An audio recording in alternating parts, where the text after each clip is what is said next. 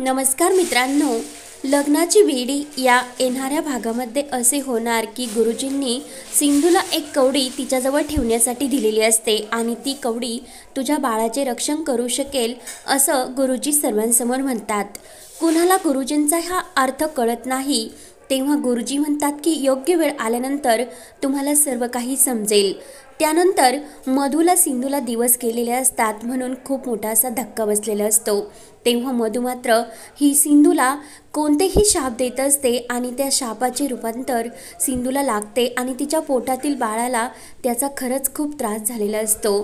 तेव्हा सिंधू ही मधूच्या टेन्शनने आणि मधूने केलेल्या आरोपमुळे खूप अशी टेन्शनमध्ये असते आणि पायऱ्यावरून तिचा पाय घसरतो आणि सिंधूच्या बाळाचा हा मृत्यू होतो.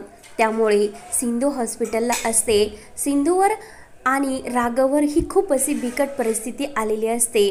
तेव्हा राघव त्याचवेळी तेथे खूप रडत असतो. रत्नाकर राघव सिंधूला समजवण्याचा प्रयत्न करत असतात. तर त्यानंतर डॉक्टरसुद्धा हे बाळ गेल्यानंतर सिंधूला आणि राघवला सांगतात की तुम्ही कधीही आई बाबा होऊ शकत नाही.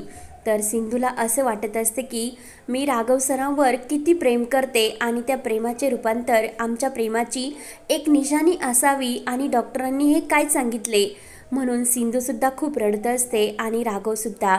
रत्नाकर आणि राजश्री राघव सिंधूला समजवण्याचा प्रयत्न करतात. तेव्हा सिंधू ही घरच्यांपासून काहीही लपून ठेवत नाही.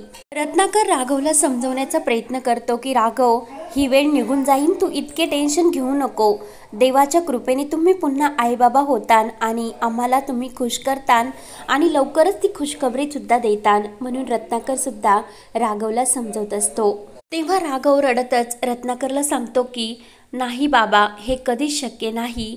डॉक्टरांनी सिंधू आणि मला कधीही आईबाबा होणार नाही असे सांगितले. त्यामुळे आम्ही परत ही खुशखबरी कशी तुम्हाला देऊ शकतो.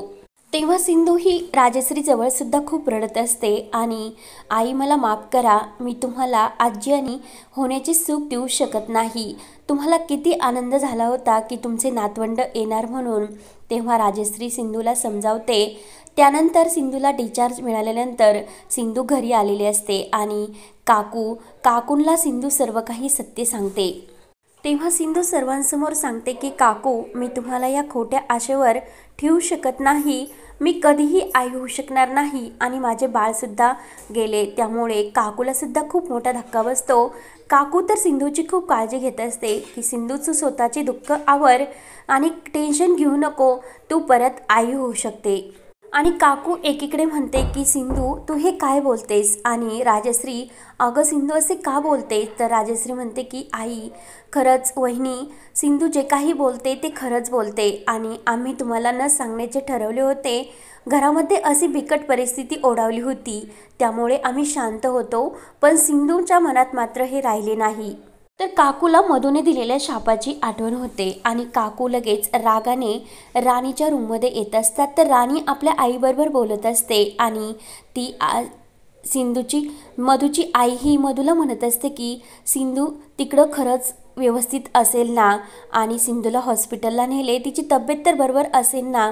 तर लगेच मधू म्हणते की मला ते सिंधूचं काही घेणं देणं नाही, ती मेली तरी माझ्यासाठी चांगलीच आहे. तर लगेच काकू म्हणते की तुझ्यासाठी ती मेली तुला चांगलं असेल, पण आम्हाला त्या सिंधूचे घेणे देणे आहे. म्हणून काकू मधूच्या हाताला धरते आणि तिला बाहेर घेऊन येते.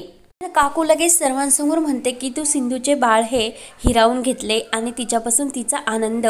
एका स्त्रीला आई होणे हे किती महत्त्वाचं आणि किती आनंद असतो हे तुला काय समजणार. मधू म्हणते की सिंधू स्वतः पायरीवरून पडली, तिने तर माझा नवरा हिरावून घेतला आणि मी यामध्ये काहीच केले नाही. तुम्ही मला दोषी का ठरवतात. आणि मला सिंधू आणि राघवचा राग आहे, पण त्यांच्या बाळाचं मला खरंच काही असा राग नव्हता. तेव्हा काकू म्हणते की मधू, तुला या घरामध्ये राहण्याचा काही हक्क नाही.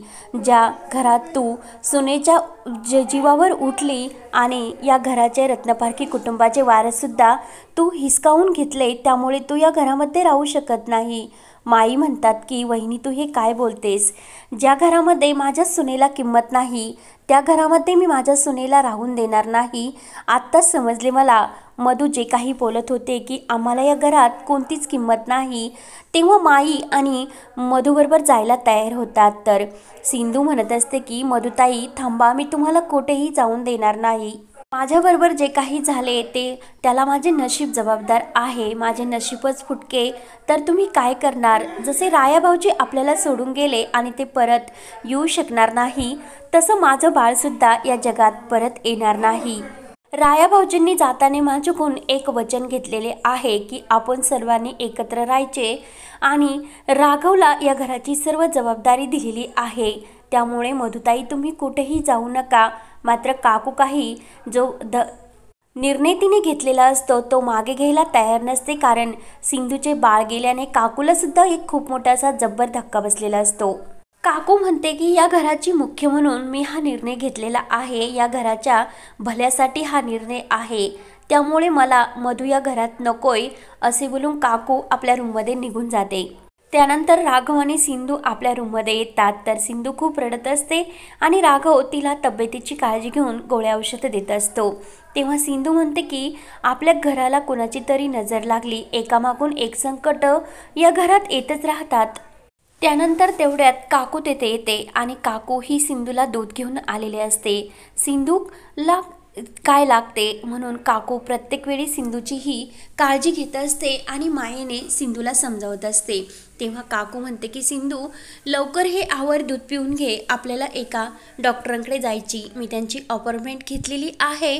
तर सिंधू म्हणते की कशासाठी? तर काकू म्हणते की अगं बाळाची सुख हे परत तुझ्या नशिबी येऊ शकते.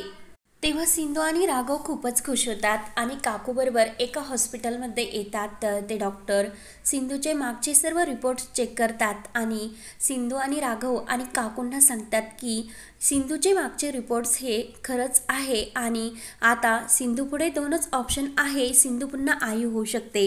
तेव्हा डॉक्टर सांगतात की यावर दोनच पर्याय आहे की तुम्ही एखादे बाळ दत्तक घेऊ शकता किंवा सरोगसी करू शकता. तेव्हा डॉक्टर सांगतात की हे बाळ सिंधूचेच असेल आणि फक्त ते सिंधूच्या गर्भात वाढवले जाईल. तेव्हा मात्र काकूला राग येतो आणि काकू डॉक्टरांना म्हणते की आम्हाला फक्त सिंधूचेच बाळ हवे आहे. तर डॉक्टरसुद्धा सिंधू, राघव आणि काकू यांना समजावतात. तर आता सिंधू आणि राघव डॉक्टरांनी दिलेल्या निर्णयाला सहमत होणार का आणि सिंधूच्या जीवनात परत बाळाचे सुख येणार का, हे पाहण्यासाठी आपल्या चॅनलला नक्की सबस्क्राईब करा. धन्यवाद.